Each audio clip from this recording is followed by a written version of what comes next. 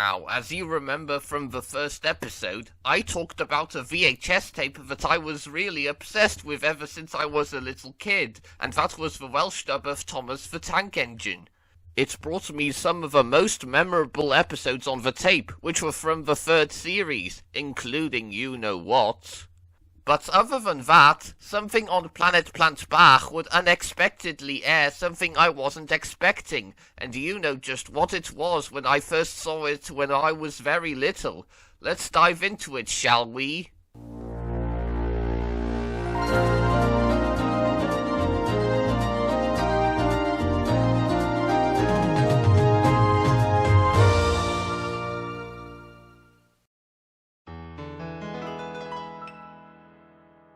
So, somewhere when I was about 4 years old, Planet Plant Bach aired a new series of Tomos the Tank Engine like I've never known about. It's got new characters that I didn't know much about, settings I've never seen before, themes for new and old characters, and even having modified models of the vehicle characters. This was my full exposure to Series 6 of Tomos and Friends, or Tomos Ffrindiau as it's known in the Welsh dub of a rebrand.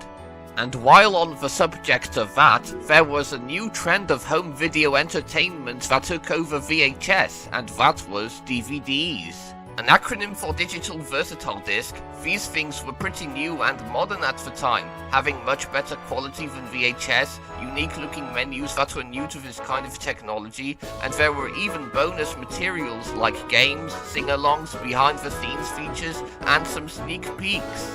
The first known DVDs I used to own back in my day were the 2004 Thunderbirds movie Les Indestructibles, the French version of The Incredibles, The Polar Express, Astérix et la Surprise de César, Pentrabar, and pretty much others I could think of.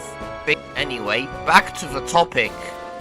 I remember my mum coming to pick me up from primary school and showing me that she has bought this DVD of Tomos from a shop that sells Welsh media. The DVD is called Tomos Ffrindiau, a Niwl a Straeon Eraill, and features episodes from the 6th series with John Ogwen once again providing as the narrator. And in case you already know, the DVD is the Welsh version of The Fogman and Other Stories, down from having the same cover and episodes, albeit in Welsh. So, let's see what this DVD has in store, shall we? Okay, since there's no high quality rip of the opening for the DVD, I'm going to use this cam rip that's still up as I can tell. It was probably Mattel who took down that full DVD or something. We start off with a warning screen from Video Sign, but this time it's updated with a modern look as it was seen during the early to mid 2000s, different to what we saw in the first episode.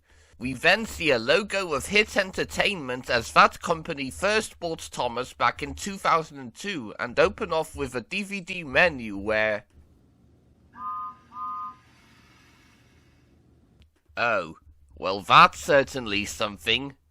And that's not even his whistle! So, we have ourselves this 2D render of Tomos that's been used in a lot of material and merchandise, and as you can tell, it looks very different from the English DVD. Heck, it even seems like they reused the DVD menu from another Tomos DVD, Brave Little Engines, with Tomos appearing on screen with his side rods moving and eyes looking around. But here, they did it in a lazy way where Tomos appears on screen with his side rods not moving and staring deadpan at the camera. Just, please stop looking at me, Tomos. I think you're starting to creep me out a bit. And what is up with the trimming around Tomos's render? I swear they got all the assets from the other DVD, but they did a poor job at placing the render on the menu. I mean, I swear the later DVDs looked better than this. Moving on to the episodes where we head off to the first one of a bunch with Niwl, the Welsh version of a Fogman that translates to In the Fog. It was winter time, and the fog has arrived on the island of Sodor. To warn the engines of fog and potential landslides, a fogman named Cyril would put some detonators on the rails to prevent the engines from accidents in Misty Valley. However, things take a rather unpleasant turn when the Fat Controller shows the engines a foghorn he acquired, stating that it will replace Cyril and would be a much better use to warn the engines of foggy weather. And the sound the foghorn makes may sound familiar to you all.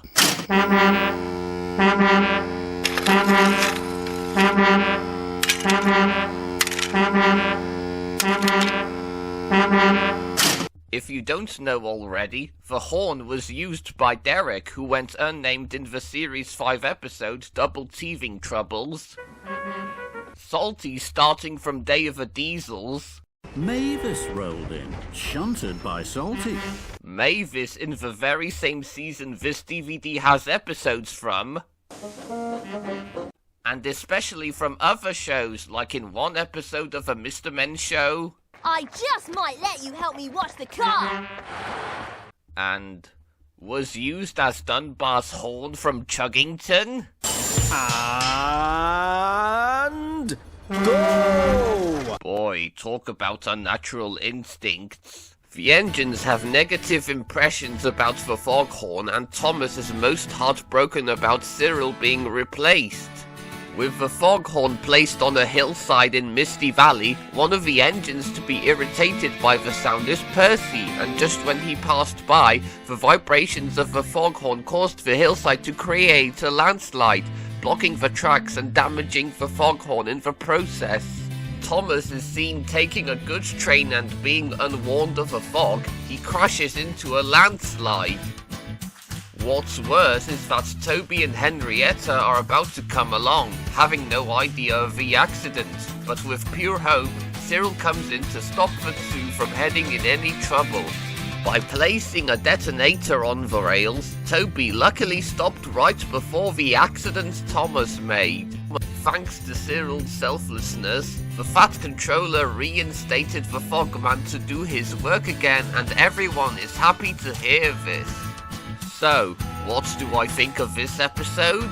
As far as this story goes, it's got some conflict and a lesson that machines replacing old things can cause some consequences. This episode also introduces Cyril the Fogman, who never got that much relevance after this episode, aside from making cameo appearances and taking the role of a lighthouse keeper in the Series 11 episode, Thomas and the Lighthouse, and even returned in the CGI series in Series 22, showing the engines how detonators work. Although it's not one of the best in this DVD or this season, it's still a firmly alright episode if I say so. Oh, but one thing, a few of the episodes on this DVD, minus the last two, were originally filmed in full screen, especially using stock footage from previous seasons. But in some cases, like in this DVD, they were matted into widescreen, hiding away any minor details, and the only way you could see them is by watching them on the Fogman VHS, the US DVD, Salty's Secret and Other Thomas Adventures, or in most sources like YouTube and Watch Anime Dub. The next episode is Dim Kuski Karadog, the Welsh version of No Sleep for Cranky.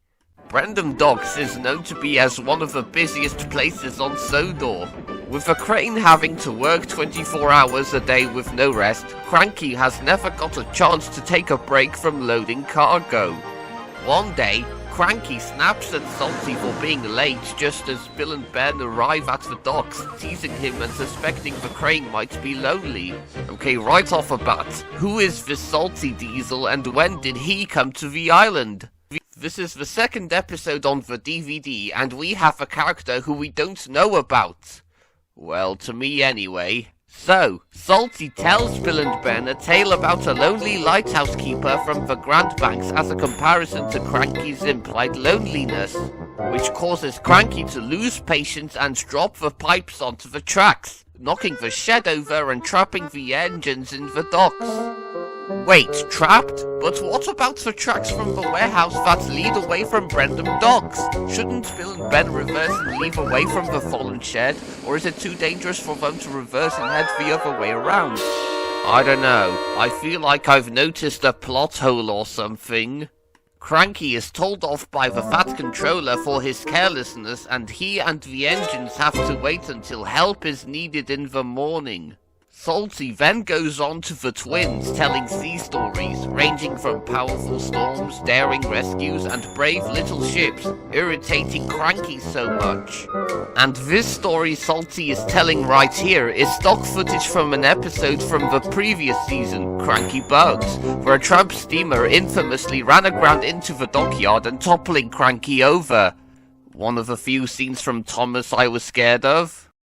And just as morning came, Salty is still telling tales, and as Cranky just had enough, Harvey the crane engine arrives to clean up the mess, and we're not familiar with him already. Cranky is joyed with this and now teaches manners by saying please and thank you to the engines. That was until Thomas pointed out that the crane has somehow turned over a new leaf, just as Cranky goes back to his old ways again, never prompting to be nice again.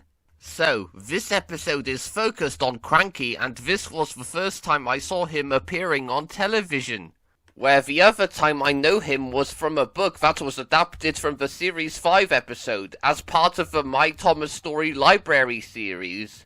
Although I swore I saw that episode when I was very little, but let's not get ahead of ourselves. This episode also had me seeing Bill and Ben in a full role for the first time, as I know them from certain things, like the books, annual stories, and toys, despite them having a brief appearance in Buzz Buzz and making a cameo in Gordon and the Famous Visitor from a tape I just talked about. We see Cranky and what he does at the docks, loading and unloading freight and cargo and grumble all day and night, but he is secretly known to have a soft spot towards others. Like in most episodes. And even though this is Cranky's second leading role in an episode, I would say it's a good episode to see what his relationship with Salty is like. The following episode is Ffrindiau Diesel, the Welsh version of Salty's Secrets that translates to the Diesel Secret. A new diesel has arrived on the island of Sodor named Salty, and he's a dockyard type. Just as he arrived at Farquhar Quarry to work there, he is disappointed as he is a diesel who likes to work near the sea, since the island is surrounded by it. He helps Mavis, Bill and Ben to manage with the trucks in the quarry, making Bill and Ben jealous as Salty can handle with the trucks properly by telling tales and singing sea shanties with them. As night arrives, Salty longs to be near the sea as Mavis comforts him, knowing that quarry work is much important. The next day, the dockyard diesel tells Bill and Ben his secret with trucks by singing to them, to which both of them fail to do so. And this is the quote where my dad would continually sing to this day whenever we set off or something. Ffwrdd â ni, ffwrdd â ni, ffwrdd â ni. Naci wir, naci wir, naci wir, wir, wir. Yeah, no wonder he got it from that episode. As the work is all done, the Fat Controller is impressed by this as the three engines couldn't have done it without Salty. With no more work to be done at the quarry, the Fat Controller transfers Salty to the docks, much to the dockyard diesel's joy as he can finally be working by the sea. Salty now works by the docks, shunting, hauling and sorting out trucks better than any other engine, singing shanties to them like no one else could. So, remember what I said about Salty appearing in the previous episode of a DVD with no explanation how he got there? Well, let me tell you that the episodes on this DVD are completely switched around. Yeah, for some reason, the order of the first 6 episodes of Series 6 have been moved around, breaking any hint of continuity or consistency. This is present in both English and Welsh versions, mind you, so we as kids would have no idea what's going on. Back to the episode. This episode shows how Salty came to the island of Sodor and how he came to the quarry by mistake. He has a knack for telling stories and singing sea shanties wherever he goes. And much like last episode, Bill and Ben get a full role, showing jealousy over Salty's handling of the trucks and not understanding his secret. They would thankfully get an episode all about them in the same season, which I luckily saw, thanks to this DVD. A nice introductory episode to the Dockyard Diesel overall. Oh, but there's a fun fact for you I haven't told. When I was a child, my parents have bought me a wooden railway toy of Salty, as I was into the story from the DVD. However, I unfortunately got on Bill and Ben's side just because they've shown a distaste on him, and the stupid child I was, I threw the toy away, thinking he'd be a nuisance to the engines. And that's one story I never told to my family or my viewers until now, so let's move on to the next episode. The episode after that is Achib Badiv, the Welsh version of Harvey to the rescue that translates to saving the day. A new engine with a crane on his boiler named Harvey has arrived in the island of Sodor, where the Fat Controller wants him to demonstrate his worth to the railway board. Things take a negative turn when the engines at Titmouth Sheds have very rude opinions on Harvey just because he looks very different than the others, including Edward. And apparently Tomos is the one who feels sorry for Harvey. Something isn't right. Normally, Edward is supposed to be the wise, kind, father figure engine of the series who never argues with anyone. But here he is, criticizing Harvey for not looking like a proper engine, and Tomos tells Harvey that the engines need to take their time to accept what he is. Didn't he judge Terence's appearance in an earlier episode? I mean, it's not the only time Edward felt out of character, as there is this one episode that derailed his character entirely, but let's not talk about that. So, Harvey becomes saddened by the hurtful remarks and tells him that he looks different, to which the Fat Controller says to him that being different makes him so special. Nice message, I guess. Meanwhile, Percy has an accident with a troublesome truck where they cause him to derail at Bulgy's Bridge, although the Welsh dub refers to it as It's pretty hard to decipher what Ogwen is describing. With the trucks blocking the road, Bertie was just about to show the railway board the demonstration and calls out Percy for the accident. The Fat Controller calls Harvey to help out with the mess, to which the crane engine does so. Just as Harvey arrives to get Percy back on the rails, the railway board is surprised to see him ironically doing an actual demonstration. Even after Harvey picks up the trucks, the Fat Controller tells him that the railway board have decided to have the crane engine stay on the island, making Harvey very happy. Now being accepted as a part of the railway, the engines take back their remarks and congratulate him. So, this episode is pretty mixed. Since it has a nice moral about accepting others looking different, this episode also suffered a bit from having Edward be one of the engines criticizing Harvey for being different, even though that's not how he should be portrayed. In the end, an okay introductory episode about Harvey and him being accepted into the railway, not an important episode is all.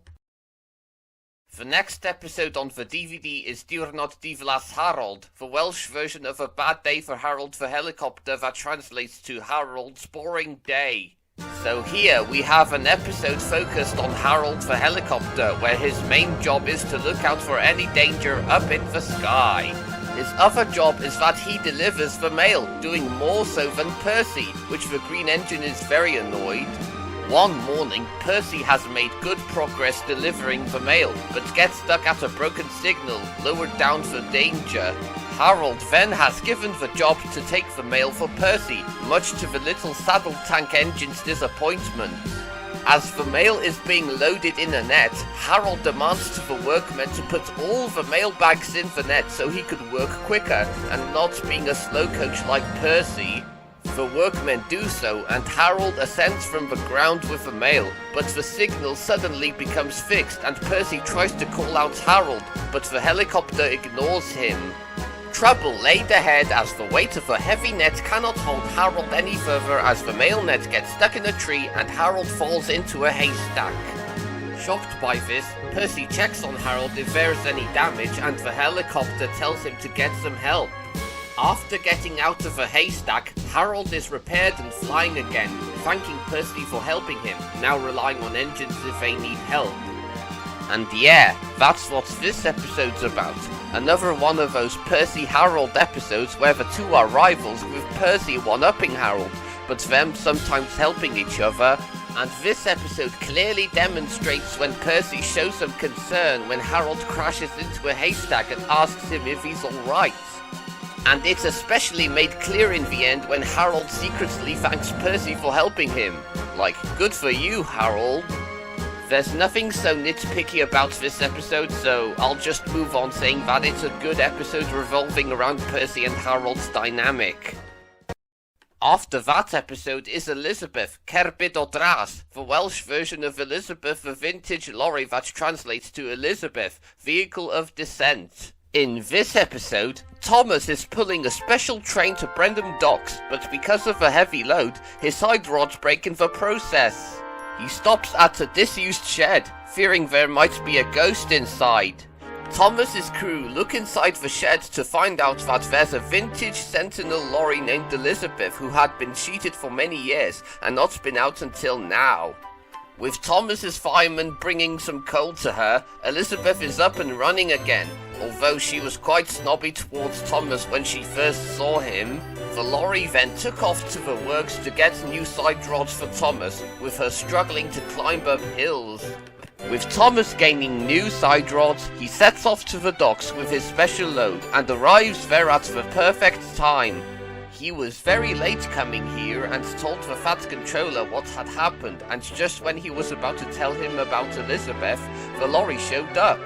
And we then learn that the Fat Controller used to drive Elizabeth in his younger days, despite him not having good driving experience. Delighted to see her again, the Fat Controller has Gemcoal restore her to look like what she used to be back in his youth. Although looking vintage, Tomos admits that Elizabeth looks grand in her gleaming new paint. And much like with Salty and Harvey, we got ourselves an introductory episode about a lorry who's been abandoned for years. And this is one of the few times where we learn about the Fat Controller's history when he drove Elizabeth when he was younger. Elizabeth is also known to be one of the introductory characters to backhand Tomos's sarcasm. Felly, ti yw'r pwff bach sydd wedi torri lawr, a dim ond hen lori stem wyt ti. Lori stem glasurol I ti ngwashi. Don't you just love that? Another decent introductory episode, if I might add. After that is Double Trouble, the Welsh version of Twin Trouble that translates to Double Trouble. Donald and Douglas are Scottish twin engines, both are known to work with each other, pulling freight to and fro. That was until one day, when they were pulling a goods train, Trevor the traction engine has his hay cart stuck on the tracks, and when Donald sees the cart, he crashes into it, causing him to derail and leaving Douglas remained on the rails. The two then start to bicker about whose fault was it. After Donald is back on the rails, the two refuse to speak to each other after their accident. As the Fat Controller tells the twins about helping Duck at the smelter's yard, Donald offered the job, insisting that he likes working without his twin. Everything seems normal when Donald works with Duck, but when he sees that Duck doesn't know the way the twins shunt, Donald becomes irritated. Meanwhile, Douglas is working on his own and begins to miss his twin, and when he comes to see Donald that night, he refuses to apologize to him, not after that accident they had. Donald then has an accident where he reverses into a ditch, with Duck not being able to pull him back. So, Duck goes to Douglas and alarms him of his brother's accident. With Douglas pulling Donald back onto the rails, the twins apologize but also fight about who's sorry, until they properly make up and are happy to be together again. So, that's the premise of the episode, and a rather unusual one. This episode is regarded as one of the weaker episodes of Series 6 by fans, as this has Donald and Douglas arguing for the very first time in the series. What's worse is that this episode would later be the main source for the Scottish twins in the CGI series, where they had two leading episodes, bickering with each other. Kind of like Shadow the Hedgehog, where his own game would later go all the way into incarnations of a Sonic series in the 2010s, mostly because of his edgy demeanor. With Donald and Douglas, they weren't like this prior to Series 6. It would usually be Bill and Ben, as they quarrel a lot when things don't go their way. And this episode pretty much misrepresented those two. Never once did they argue in the Railway series, and neither when they're seen together pre-Series 6. And despite me seeing the first episode centered around these two, as there was one that was focused on Donald, but mostly Duck, it was just not a good episode for me to see what these characters are. The last episode on the DVD is Quib Gordon, the Welsh version of Gordon Takes a Tumble that translates to Gordon's Fall. Gordon is one of the most important engines on the island of Sodor, as he's the express engine. As Salty rolls up beside him, Gordon warns him not to make his paint all sooty, and with a bit of teasing from Salty, Gordon brags about an express engine like him pulling trucks wouldn't be so dignified, to which Salty jokes that he is too big for his buffers. Night arrives and the docks is packed with a lot of trucks with fog covering the island, causing confusion and delay. The Fat Controller orders Gordon to pull some trucks, much to Gordon's dismay. Gordon then shows off Salty how an express engine pulls trucks, with Salty again teasing him. The next day, Gordon pulls the heavy line of trucks into an old rickety branch line by mistake, as that line is forbidden for express engines to use it. The tracks are weak to hold the weight of a big blue engine, and Gordon derails, rolling into a farm. And I have to say, I kind of like how John Ogwen adds in noises when Gordon crashes through a pile of objects, as where the original had him silent.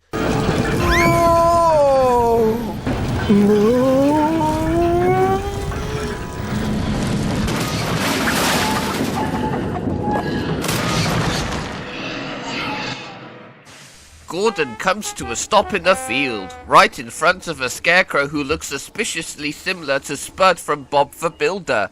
Now feeling undignified, the Fat Controller tells him off for ignoring a go-slow sign, making Gordon very embarrassed. After he is repaired, Gordon goes back to work but is unhappy with himself. Thomas and James cheer him up and tell him that engines make mistakes all the time, and that Salty has apologized to him for his teasing, and Gordon apologizes to the engines for being too big for his buffers. Once again, we have another Gordon episode, where we have Gordon acting so smug and pompous to the other engines, and in the end, he gets his comeuppance and feels bad for himself. But in the end, however, the engines reassure him and make him feel better, so that's a nice change. And I think that this is the only episode to use the phrase too big for their buffers to describe an engine being too conceited, so I really wished they would have used it again in later seasons. And that's all of the episodes on the DVD, and what do I think of them? Well, to be exact, some of them were just okay in my opinion. It's not as memorable and has standout episodes like with a VHS featuring Series 3, but I still consider this DVD to be a nostalgic memory of mine, as I think that VHSs are way more nostalgic than DVDs, at least in my opinion. And also, there was a song from the English Fogman DVD that's nowhere to be found on the Welsh DVD, and that's Winter Wonderland. Apparently, I already know why they didn't include it was because they had no time to translate that song into Welsh, as they had no interest in translating any of the songs in the Tomos series, until this one came. So, I've heard some fans say that this season was one of the weaker seasons of a classic Tomos era, and I might have to agree, so I'll have to wait until I see the Unlucky Tug's retrospective on it. So, what's gonna be the next VHS or DVD, you may ask? Well, for me, I'd say it's gonna be about a lorry that's modelled after the lorries from a haulage company, always ready to make that deliver on time. If it's raining, you won't find him complaining, for it is his catchphrase, no problem. See you next time.